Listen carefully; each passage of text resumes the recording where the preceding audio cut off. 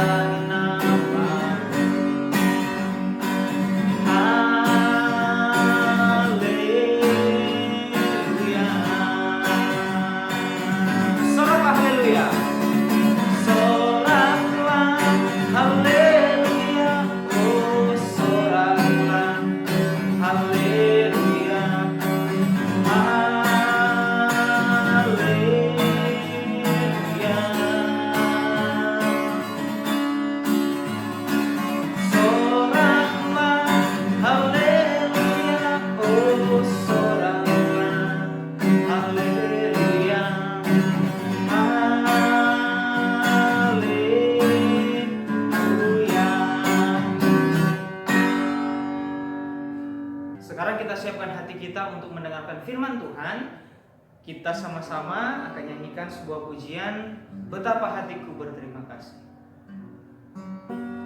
Betapa hatiku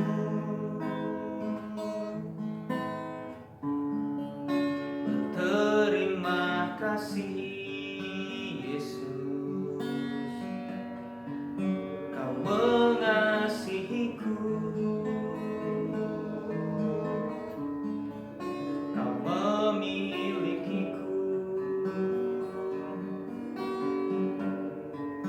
hanya ini Tuhan persembahanku, segenap hidupku, jiwa dan ragaku, sebab tak ku miliki harta kekayaan yang cukup berarti untuk ku persembahkan.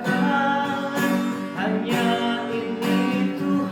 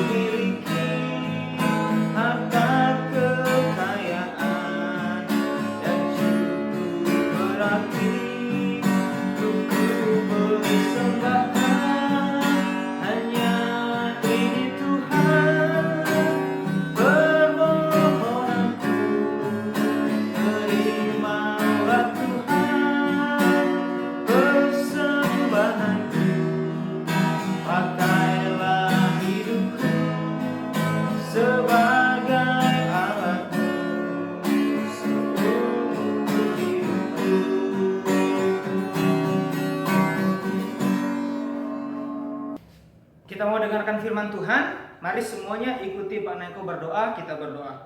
Tuhan, kami bersyukur hari ini kami sudah boleh memuji Tuhan, menyembah Tuhan. Saat ini kami siapkan hati kami untuk mendengarkan firman Tuhan. Terima kasih Tuhan, kami sambut firman-Mu. Dalam nama Tuhan Yesus kami berdoa. Amin. Bacaan Alkitab kita hari ini terdapat di dalam Kisah Para Rasul, pasalnya yang pertama, ayatnya yang ke-9 sampai 11. Pak Naiko akan bacakan buat kita semuanya ya. Sesudah ia mengatakan demikian, terangkatlah ia disaksikan oleh mereka, dan awan menutupnya dari pandangan mereka. Ketika mereka sedang menatap ke langit, waktu ia naik itu, tiba-tiba berdirilah dua orang yang berpakaian putih dekat mereka dan berkata kepada mereka, "Hai orang-orang Galilea, mengapakah kamu berdiri melihat ke langit? Yesus ini yang terangkat ke sorga meninggalkan kamu dan akan datang kembali dengan cara yang sama seperti kamu melihat dia naik ke surga." Nah, anak-anak semuanya, Pak Naiko mau tanya nih, kalian pernah nggak ya jalan-jalan ke tempat ramai sama mama sama papa, terus karena rame akhirnya kalian terpisah? Kalian pikir kalian waduh hilang nih, terpisah sama mama sama papa. Pak Naiko dulu pernah tuh waktu masih kecil, jalan-jalan sama mama sama papa ke tempat ramai, ke pasar ya, kita mau belanja. Terus habis itu karena terlalu ramai, mana aku terpisah sama mama sama papa. Oh, takut sekali waktu itu ya, takut sekali. Nah, terus kirain sudah ditinggal. Nah, ternyata akhirnya ketemu lagi. Wah, senang sekali waktu akhirnya ketemu lagi sama mama dan papanya Pak Naiko. Pak Naiko pikir waktu itu Pak Naiko sudah hilang atau sudah ditinggal ya. Perasaan takut waktu terpisah sama orang tua itu juga pernah dirasakan sama murid-muridnya Tuhan Yesus. Waktu itu Tuhan Yesus, mereka merasakan itu waktu Tuhan Yesus mati. Ketika Tuhan Yesus mati, mereka berpikir, aduh, sudah tidak ada lagi harapan buat kita. Tapi ternyata Tuhan Yesus bangkit pada hari yang ketiga. Nah, apa yang Tuhan Yesus lakukan setelah Tuhan Yesus bangkit? Tuhan Yesus menampakkan diri kepada murid-muridnya selama 40 hari. Untuk apa ya kira-kira ya Tuhan menampakkan diri? Tuhan menampakkan diri supaya Tuhan mau menunjukkan pada mereka bahwa ini loh aku tidak mati, aku hidup. Dan kalian lihat aku bukan cuma mimpi. Tidak mungkin kan kalian bermimpi selama 40 hari. Tuhan mau menunjukkan bahwa Tuhan adalah Allah yang hidup, Dia adalah Allah yang berkuasa, Dia tidak dikalahkan oleh kematian.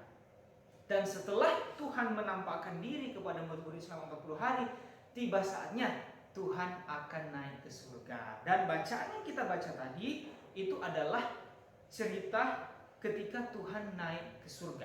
Murid-muridnya diajak menaiki Bukit Zaitun dan kemudian Tuhan naik ke surga. Dan itu adalah saat terakhir mereka bertemu dengan Tuhan Yesus di dunia. Nah, tapi Tuhan Yesus bilang bahwa lebih baik aku pergi. Karena ketika aku pergi, penolong yang lain yaitu Roh Kudus akan datang untuk menyertai kita orang percaya. Untuk apa sih Roh Kudus datang menyertai kita orang percaya? Untuk melakukan satu tugas yang sangat penting, yang sebelum Tuhan datang untuk menjemput kita ke dunia ini, Tuhan punya tugas yang sangat penting untuk kita, yaitu apa? Kita baca di dalam Matius pasalnya yang ke-28. Karena aku bacakan untuk kita semua. Matius pasal yang ke-28 ayat yang ke-19 sampai 20 dikatakan seperti ini. Karena itu pergilah, jadikanlah semua bangsa muridku, dan baptislah mereka dalam nama Bapa dan Anak dan Roh Kudus, dan ajarlah mereka melakukan segala sesuatu yang kuperintahkan kepadamu. Dan ketahuilah aku menyertai kamu sampai akhir zaman. Nah, jadi sebelum Tuhan naik ke surga, Tuhan kasih pesan sama murid-muridnya, yaitu apa? Pergilah ke seluruh dunia, jadikanlah semua bangsa muridku. Nah, apa itu ya? Apa itu pergi ke seluruh dunia dan jadikan semua bangsa muridnya Tuhan? Itu adalah menginjil, adik-adik, anak-anak ya. Menginjil itu apa? Menginjil itu adalah bercerita tentang Tuhan Yesus. Nah, sekalipun kita masih kecil, kita bisa bercerita tentang Tuhan kepada siapapun. Kita bisa bercerita tentang Tuhan kepada orang tua kita, kepada keluarga kita, kepada teman-teman kita. Ya, kita bisa menceritakan bagaimana Tuhan sudah mati menebus dosa kita. Selain itu kita juga bisa bercerita tentang bagaimana Tuhan menolong kita dalam kehidupan kita sehari-hari. Nah, dengan melakukan itu kita sudah melakukan yang namanya penginjilan. Atau juga bisa juga anak-anak semuanya mengajak teman ke gereja.